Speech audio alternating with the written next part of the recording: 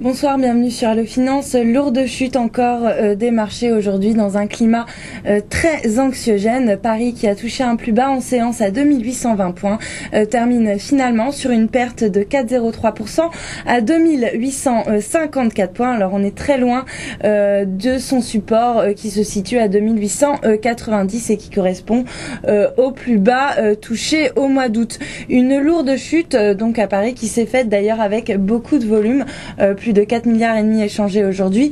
Ailleurs, Francfort perd également 2,13%, Madrid moins 3,11%, Milan moins 3,45%, l'Eurostoxx moins 3,42%, tandis que Londres surperforme avec une baisse de 1,37%. Alors après une semaine chaotique, les bourses mondiales poursuivent leur dégringolade, tétanisées par l'hypothèse de plus en plus ouvertement évoquée d'une faillite de la Grèce, alors que la cacophonie symbolisée vendredi dernier par le départ de Junger Stark est à nouveau à l'ordre du jour au sein des plus hautes instances de l'Union européenne. D'ailleurs, la BCE a fait savoir qu'elle avait racheté pour 14 milliards d'obligations la semaine dernière, un nouveau record, afin de provoquer donc une détente salvatrice des taux, outil qui était contesté par Stark, ce qui avait provoqué donc sa démission vendredi dernier. Puis à noter que la BCE a également procédé donc à des rachats d'obligations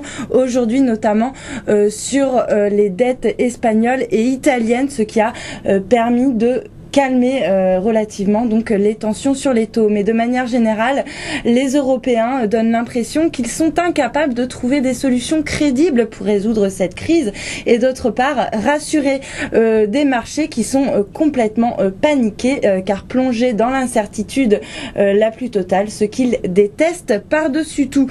Sans aucune vision et complètement livrés à eux-mêmes, les marchés anticipent des scénarios très noirs et ne veulent retenir finalement que les hypothèses les plus sombres, que ce soit une sortie de la Grèce ou de l'Allemagne de la monnaie unique, ou même pourquoi pas une implosion de la zone euro. Un vent de panique donc souffle sur les dettes souveraines, avec des CDS sur les pays périphériques qui ont littéralement bondi aujourd'hui pour inscrire de nouveaux records, et ce malgré l'intervention de la BCE.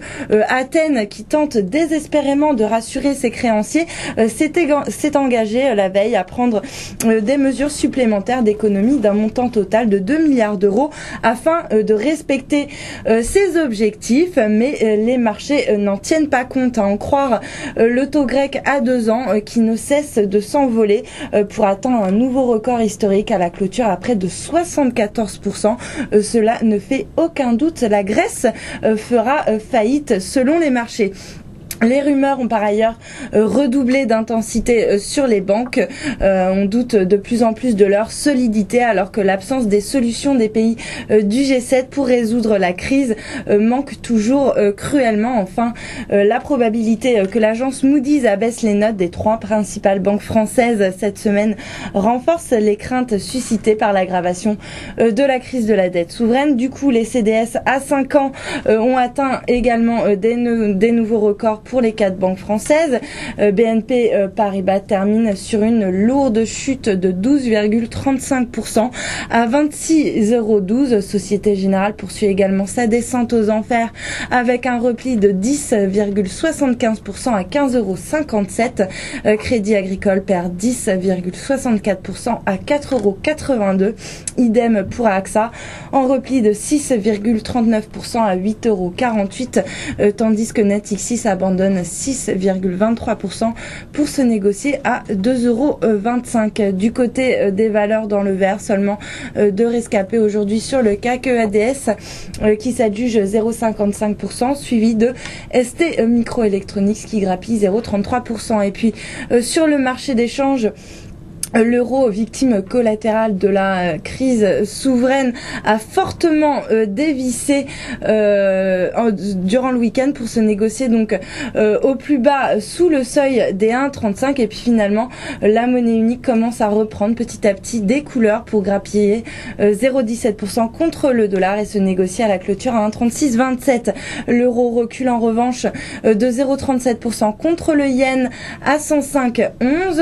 Le dollar quant à lui évolue en ordre dispersé face aux autres devises et perd par exemple 0,54% contre le yen à 77,11. Le WTI quant à lui grappille 0,1% à 87,33 $ le baril, tandis que le Brent lui perd 0,29% à 112,42. L'once d'or qui d'habitude profite de ce climat anxiogène corrige pourtant aujourd'hui de 1,47% pour se négocier à 1832 $ l'once. Voilà pour la clôture des marchés. Passez une excellente soirée, à demain.